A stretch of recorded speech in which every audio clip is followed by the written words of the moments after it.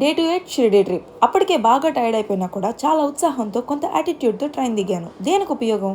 చుట్టాలు ఎవరైనా ఉంటే యాటిట్యూడ్ చూపించడానికి. అక్కడ ఎవరుంటారు? మధ్యలో ట్విస్టు, దేవస్థానం రూమ్స్ బుక్ చేసుకున్నాం అనుకొని అక్కడికి వెళ్ళిపోయాం. లైన్లో ఉండి కౌంటర్ దగ్గరికి వెళ్ళాక మేము ప్రైవేట్ రూమ్స్ బుక్ చేసుకున్నామని తెలిసింది. చాలా వెయిటింగ్, కన్ఫ్యూజన్, చెక్కింగ్స్ తర్వాత మా రూమ్స్ ఇంకెక్కడో ఉన్నాయని తెలిసింది.